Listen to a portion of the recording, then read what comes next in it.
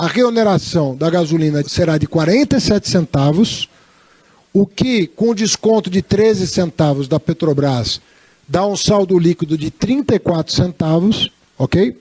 E a reoneração do etanol será de 2 centavos, mantendo a diferença de 45 centavos.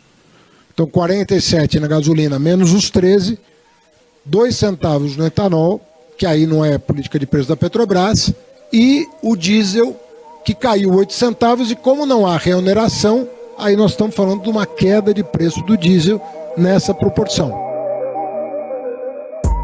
A poucas horas do fim da validade da medida provisória que prorrogava até ontem a desoneração dos combustíveis, o ministro da Fazenda, Fernando Haddad, anunciou o retorno de tributos sobre o etanol e a gasolina. A equação era complexa. Se por um lado havia necessidade de recompor as receitas federais, por outro, havia intensa pressão para evitar um aumento sensível nos postos. Durante a reunião, tanto Alexandre Silveira como Fernando Haddad e também Rui Costa disseram que o governo não podia continuar na armadilha criada por Bolsonaro com motivos eleitoreiros. O que eles falaram? Olha, Bolsonaro cortou tributos federais sobre gasolina, sobre diesel, sobre gás de cozinha, sobre etanol. Diesel e gás de cozinha tem sentido, fica até o final do ano. Os outros dois não, aí volta agora.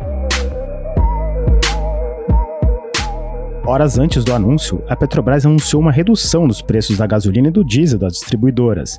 Enquanto o impacto para os consumidores ainda será visto nos próximos dias, a empresa discute internamente ações futuras, entre elas, mudança na distribuição de dividendos aos acionistas. Jean Paul Prats deve fazer mudanças na diretoria, mas isso pode ter que esperar o novo conselho com os indicados do governo. Vai ser só em abril ou o governo pode também pressionar para que se antecipe uma assembleia para trazer esse novo conselho indicado pelo governo. Além do lado econômico, as decisões anunciadas ontem foram precedidas por intensa movimentação política. Parte da ala governista queria manter a desoneração, enquanto Haddad e a equipe econômica pressionavam pelo retorno de ao menos parte dos impostos. E esse duelo promete novos capítulos. Em uma rede social, a presidente do Partido dos Trabalhadores, a deputada federal Gleice Hoffmann, disse que, antes de falar em retomar tributos sobre combustíveis, é preciso definir uma nova política de preços para a Petrobras. E declarou que fazer isso agora é penalizar o consumidor, gerar mais inflação e descumprir compromisso de campanha. A reoneração sobre os combustíveis e a expectativa por mudanças nas políticas da Petrobras são o tema do Ao Ponto de hoje. Nesse episódio, eu, Felipe Barini, converso com os repórteres Sérgio Roxo, da sucursal de O Globo em Brasília, e Bruno Rosa, da editoria de Economia. O Ao Ponto de 1º de março começa agora. Vem com a gente!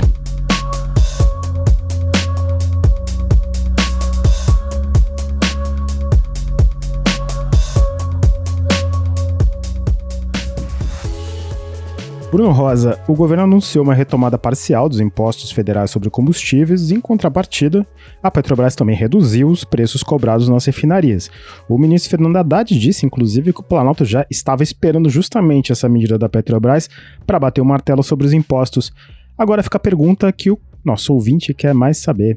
Já dá para saber o impacto final nas bombas para o consumidor? Olha, o impacto para o consumidor ele vai acabar sendo negativo quando a gente olha para o prisma do bolso dessa pessoa que abastece o carro com gasolina, né? O próprio ministro Haddad falou na coletiva de imprensa que fez em Brasília, né? Ele fez uma conta aí, se a gente olhar no todo, a reoneração, né? Quer dizer, o aumento dos impostos federais na gasolina, o PIS, COFINS, CID, chega a 47 centavos por litro de gasolina. Se a gente deduz os 13 centavos de queda da gasolina pela Petrobras nas refinarias, a gente tem um saldo líquido ali de aumento de 34 centavos por litro na gasolina. Então a gente de cara já tem aí esse aumento de 34 centavos no preço do litro da gasolina para o consumidor, né?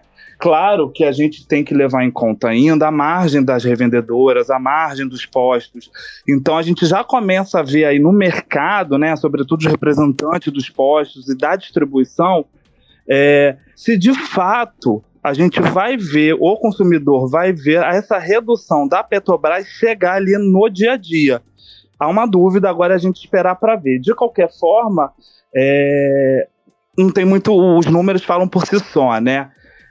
Vai ter aumento no preço da gasolina, né? Ao mesmo tempo, né, o próprio ministro anunciou aí a reoneração também dos impostos federais por etanol. Nesse caso é um aumento muito menor, quase simbólico, nas palavras dele, de 2 centavos por litro. Como você mencionou aí, não é linear, né? Foi 47 centavos para a gasolina, 2 centavos. O ministro, até que você mencionou, fez até uma brincadeira, dizendo que era um aumento simbólico.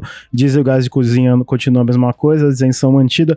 Qual foi a lógica para essa decisão de baixar tanto, aumentar tanto para um, quase não aumentar nada para o outro? Há uma discussão entre os especialistas, né, de você ali acabar, de certa forma, estimulando a energia renovável, né, o etanol, cana-de-açúcar, e ao mesmo tempo você gerar um impacto de oneração mesmo para o combustível fóssil, que é a gasolina.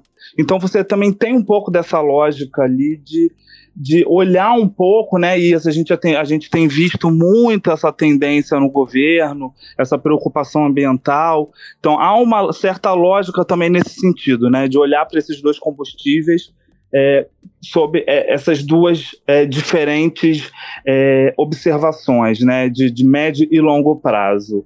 O etanol, o álcool, né, a gente chama hoje de etanol, né, mas enfim, para quem não está muito habituado, é o famoso álcool, né, um aumento ali muito simbólico, né, até como forma de estimular toda essa energia renovável. A gente lembra que a maior parte aí da frota brasileira é flex, né, biocombustível, com álcool junto e gasolina, e ao mesmo tempo também dá uma sinalização para o consumidor que a gasolina é um combustível fóssil, e de certa forma também levar o consumidor a fazer essas mudanças, essas transições ali em termos de consumo energético. Ou seja, já é um impacto da mudança na política ambiental também, no caso no bolso do consumidor, né? Exatamente. O consumidor ele pode, a partir de agora, começar a fazer novas reflexões. E Bruno, conta um pouco pra gente a negociação com a Petrobras. Tinha uma gordura, o ministro até falou anteontem, que tinha uma gordura, né, no preço da gasolina, e ele disse hoje na coletiva que ele tinha gente até esperando um corte ainda maior nos preços. Pois é, exatamente. O ministro falou que havia, né, tinham algumas consultorias estimando um tamanho aí de até 25 centavos para possíveis cortes no preço da Petrobras, sobretudo a gasolina. Mas a questão é que a gente sabe hoje que a Petrobras ela se baseia muito com a paridade de preços de importação, né, o famoso PPI. E basicamente ele olha ali para a cotação do preço do petróleo no mercado internacional e a cotação do dólar, entre outros fatores, mas esses são os dois principais tópicos, né?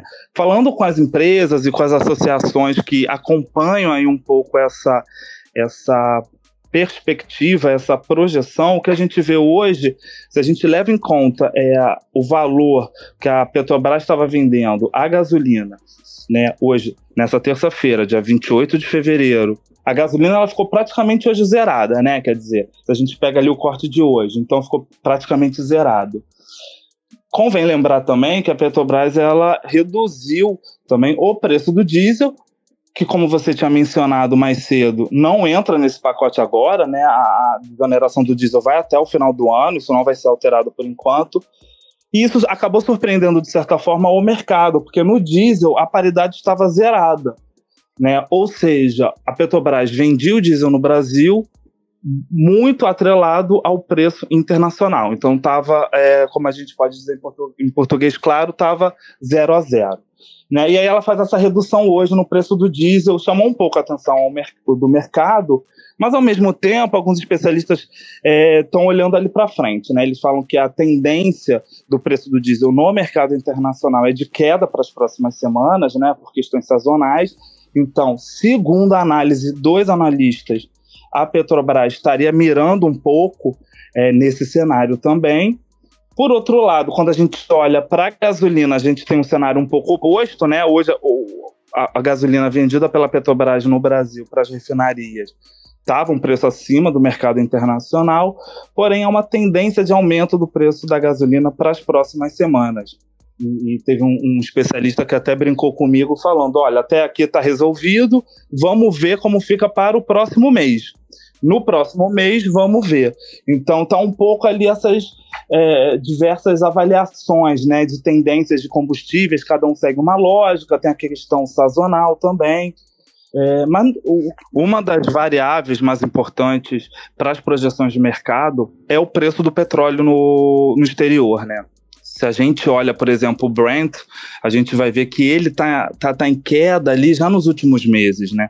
Hoje, por exemplo, nessa terça-feira, dia 28 de fevereiro, a cotação do Brent está em $83 por barril, mais ou menos. É uma pequena alta de 1,38% em relação ao dia anterior. Mas se a gente compara, por exemplo, lá no início de março de 2022, por exemplo, estava $130, né? E aí ele vem caindo, paulatinamente, né? Claro que há um ano atrás a gente estava tendo ali o início da guerra na Ucrânia, então isso desmobilizou ali toda a cadeia, muitas incertezas e as cotações começaram a cair bastante. O preço do barril de petróleo tipo Brent, que é referência no mercado mundial, encerrou a segunda-feira em queda de mais de 3%. A União Europeia limitou o preço máximo do petróleo russo em $60, que é para atingir a maior fonte de financiamento da guerra da Rússia contra a Ucrânia. Não custa lembrar que a gente ainda também tem todas essas incertezas na economia, a recessão, o juro está alto no mundo inteiro. Então a gente pode ver ali uma certa volatilidade nessas cotações do preço do petróleo, da demanda por combustíveis no mundo inteiro, o que acaba tornando a análise desse cenário um pouco mais difícil. Você tocou no ponto do mercado, tem muita expectativa sobre possíveis mudanças dentro da Petrobras, né? Como sobre a política de distribuições de dividendos. O que significa isso? Essa mudança nessa distribuição, que é um tema bem polêmico nos últimos anos. Dá para fazer esse tipo de coisa dentro das regras do mercado? Dá sim, e essa discussão sobre a mudança na política de dividendos já era um tema que o próprio presidente Lula vinha falando já na época de campanha, né? O próprio atual presidente da Petrobras, o Jean Paul Prates, antes de assumir o cargo, ele já vinha fazendo críticas em pequenas entrevistas, em pequenos eventos, falando sobre isso, né? Tem uma leitura no atual governo de que a Petrobras ela não precisa distribuir tanto dividendo para os acionistas, ela precisa, de um lado, se manter ali num patamar mínimo de distribuição de dividendo para aumentar os investimentos e fazer outros projetos, não necessariamente distribuir isso para os acionistas. Então, obviamente, esse é um tema que está na pauta, é uma das prioridades dessa nova gestão, junto com a parada de venda de ativos da companhia. Desde a época do início do governo Bolsonaro, a Petrobras aumentou o ritmo de venda de ativos para recompor caixa, né, no movimento que começou ainda com Pedro Parente na gestão do ex-presidente Michel Temer. Isso no presidente Bolsonaro foi acelerado, mas agora a gente vai ver uma mudança de rota, né? A Petrobras ela não vai mais vender ativo, ela vai manter os ativos, pelo menos são as indicações que a gente vem tendo aqui da empresa, e ao mesmo tempo a política de dividendos ela vai ser alterada. Não custa lembrar que desde a época do Roberto Castelo Branco, no início da gestão do ex-presidente Jair Bolsonaro, a própria Petrobras veio ajustando a política de dividendos, né? Justamente para aumentar a distribuição de dividendos. Então ela começou a fazer uma série de mudanças na conta da distribuição desse dividendo, para simplificar, por exemplo, um dos pontos. A Petrobras tinha um indicador que era: se a nossa dívida líquida cair para tanto, isso aciona um gatilho e a gente consegue distribuir mais dividendos. Outro exemplo que a gestão da Petrobras fez foi antecipar a distribuição de dividendos futuros. Foi o que foi feito, e provavelmente é o que a gente vai ver aí mais um pagamento residual agora nos próximos meses. Então a Petrobras, nesses últimos anos, ela foi fazendo várias iniciativas, né, ou como eles chamam de atualização, justamente para aumentar essa distribuição de dividendos. Agora o que a gente vê é justamente o oposto, vamos distribuir dividendos, mas pelo que as fontes têm falado, a Petrobras ainda não falou nada oficialmente como empresa, se manter no patamar mínimo de distribuição de dividendos. Então agora é esperar para ver o que vai acontecer exatamente. Não custa lembrar que a gente vai ter uma data aí muito importante, que é em abril agora, abril de 2023, quando os acionistas vão se reunir para votar a Assembleia Geral, para confirmar o Jean Paul Prats no comando da estatal. Então, provavelmente, a gente vai ver também nessa Assembleia, o edital ainda não foi publicado, mas já há informações aí de fontes de que eles estão preparando algumas mudanças no Estatuto da Companhia, justamente para facilitar esse entendimento do governo federal, como o próprio ministro Haddad falou na coletiva, de aperfeiçoar, né, de olhar para essa vocação social da companhia, da Petrobras, como uma indutora de investimentos.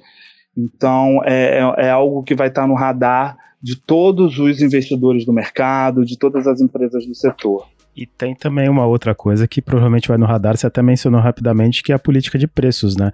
O governo deixou que vai mudar, mas já disse como? Isso é outro ponto muito importante. A política de preços, o próprio Jean Paul já falou em entrevistas, né, em Brasília, ali durante a transição, logo após a transição de governo, de que haveria mudanças na política de preços da Petrobras, né, o que ele falou nessas ocasiões, né, eram entrevistas ali em Brasília, na porta do hotel, do Lula, durante a transição, naquela coisa toda.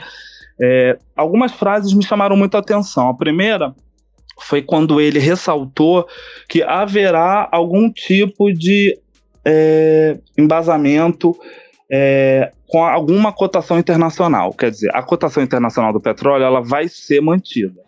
E a gente ganha tempo para tomar posse na Petrobras, pensar, olhar o contexto do setor de petróleo, o próprio preço do barril no mercado internacional, a tendência é de estender em função do término do inverno no hemisfério norte, então é uma sazonalidade que todos já conhecem, né? Lá para março normalmente é uma distensão. Há um alerta em relação à subida do dólar, pode acontecer também, mas o que a gente tem que, na verdade, notar é ficar atento para os oportunistas. O que eles têm falado é que hoje o preço da gasolina, o preço do diesel, eles seguem 100% a importação, né? Não levando em conta o custo em real da produção nacional. Então eles querem fazer uma conta do tipo, o que foi em real, a gente leva em consideração os custos de real, em real. E o que foi importado, aquela parcela que a Petrobras importa do exterior, que aí sim tem atrelado ao dólar, sobretudo, o preço do petróleo, aí eles fazem um repasse, no final das contas eles fazem uma conta, o quanto é nacional, o quanto não é nacional, para poder gerar uma nova alíquota aí de reajuste. A tendência, pelo que se fala, né, os especialistas, os analistas, eles afirmam ali que pode haver ou reduções menores ou até mesmo queda, né, mas isso a gente vai ter que esperar para ver, porque as cotações dos preços são imprevisíveis. Bruno Rosa, muito obrigado pela sua participação. Obrigado, hein?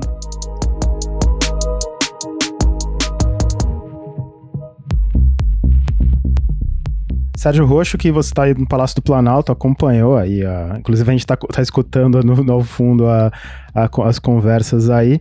O ministro Haddad falou bastante da questão fiscal e, de uma forma ou outra, ele conseguiu adotar a tributação que ele e a equipe econômica queriam.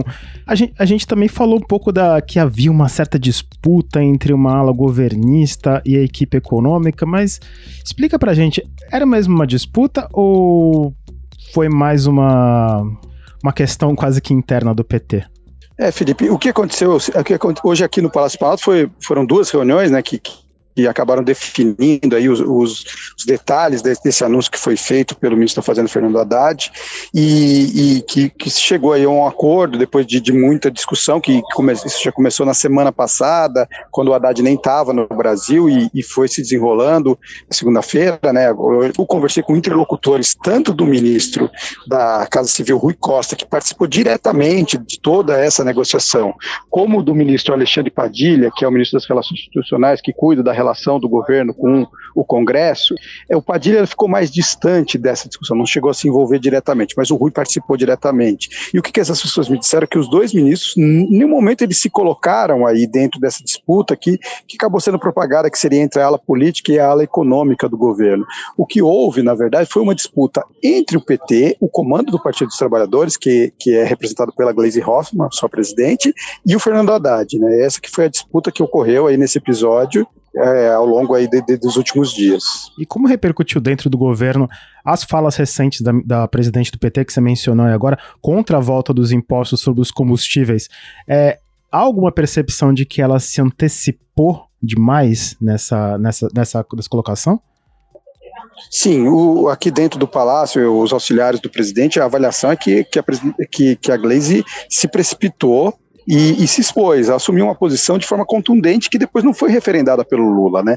Essa posição o presidente Lula não levou adiante do jeito que a Gleisi Hoffmann tinha manifestado nas redes sociais, que era prorrogar a desoneração por mais um período até que pudesse fazer uma mexida aí no programa de paridade de preços internacionais da Petrobras. Então foi feito então o que aconteceu foi que ela ficou exposta aí realmente ao assumir essa posição, né? É uma situação diferente da que tinha acontecido na virada do ano, no início do governo, quando a posição ali que foi defendida pela Gleisi acabou sendo seguida pelo presidente Lula, e aí naquele episódio, quem saiu derrotado foi o Fernando Haddad, ministro da Fazenda, logo na largada do governo, né? Então, nesse momento, se a gente colocar essa disputa interna, o Haddad ele sai fortalecido dessa jornada de terça-feira, né? Vamos dizer que empatou o jogo, né? Tinha perdido no começo do ano e agora ganhou. Agora, é importante também frisar que a Gleisi e o Haddad, eles têm um histórico de disputas internas do PT e quase sempre estão em lados opostos, né? Tentando fazer uma análise mais aprofundada, acho que dá para dizer até que é uma disputa um pouco por quem vai liderar o PT quando o Lula sair de cena, né? Lembrando que o presidente Lula tem 77 anos, ele anunciou durante a campanha que não disputaria a reeleição, depois relativizou essa declaração, deixando aberta aí uma possibilidade de disputar a reeleição, mas todo mundo sabe que o presidente Lula, numa hora, ele vai ter que passar aí esse comando do PT, essa liderança que ele exerce dentro do PT, vai ter que deixar isso, não é eterno, né?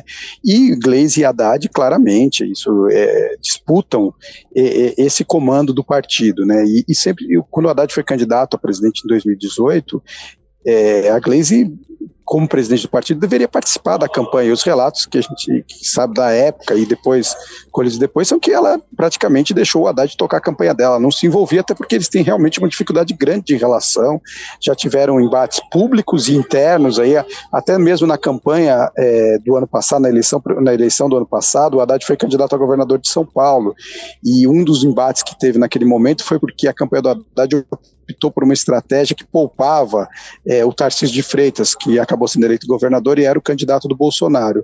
E aí o comando do PT, a Gleisi principalmente, entendeu que isso favoreceu o Bolsonaro no estado de São Paulo, e esses votos acabaram levando a disputa para o segundo turno. Assim, são inúmeros embates, eles estão quase sempre em lados opostos dentro do partido, e isso vai se acumulando, né?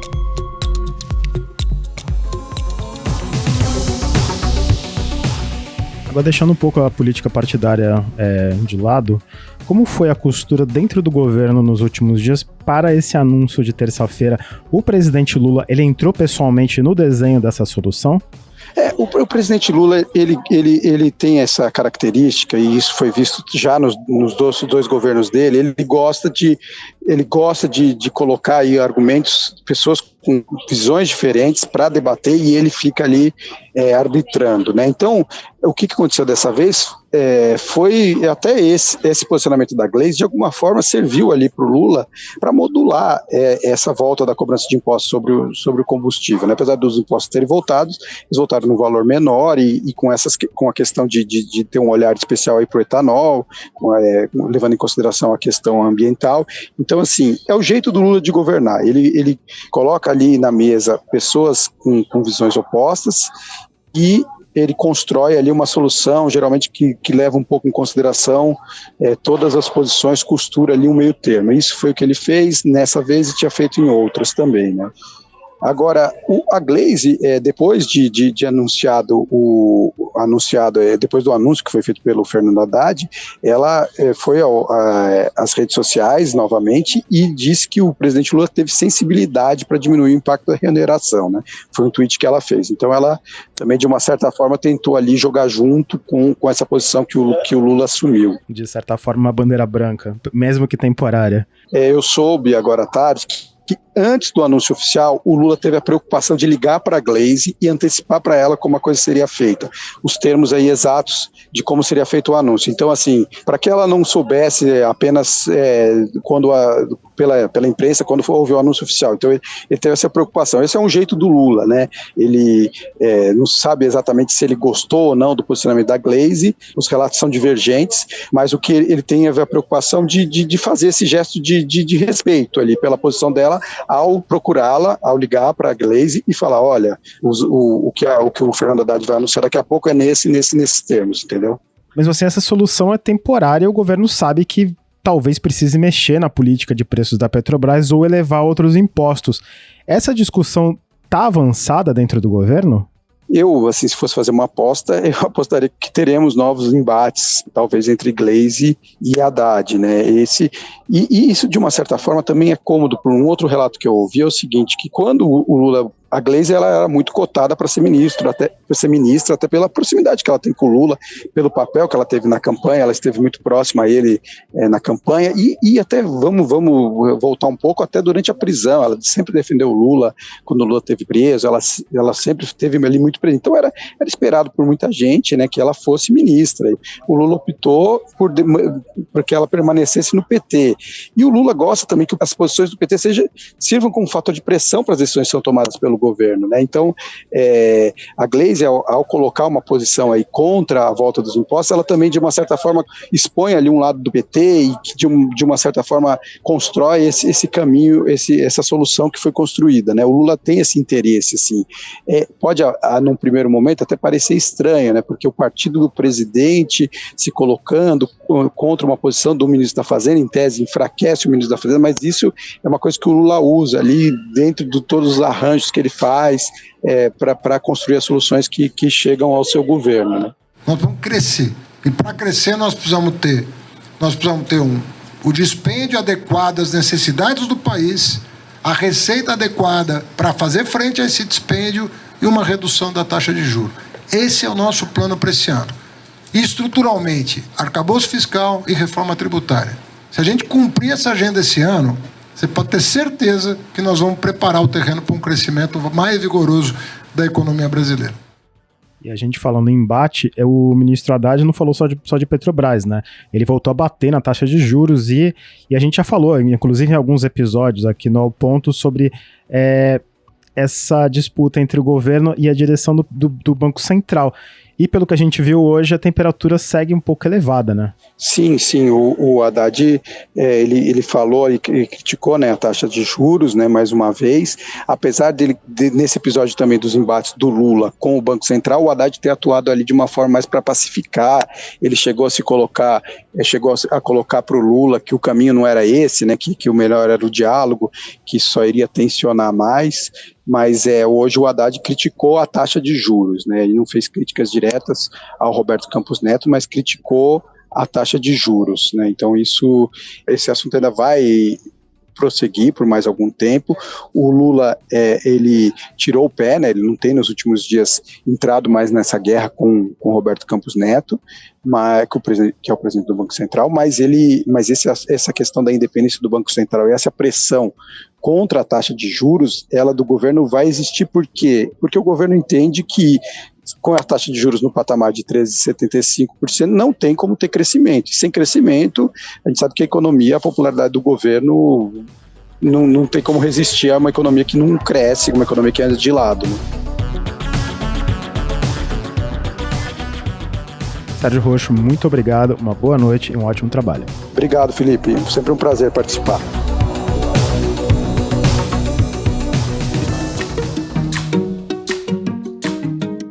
Este foi o Ao Ponto de hoje, o podcast diário da redação do Globo. Nessa conversa, a gente conta com a participação de toda a equipe do jornal, as mesmas pessoas que trazem informação e análise de qualidade todos os dias. Quer saber mais? Assine o Globo. Acesse assineoglobo.com.br e confira todas as notícias e reportagens especiais. A edição foi de João Guilherme Lacerda. Até mais.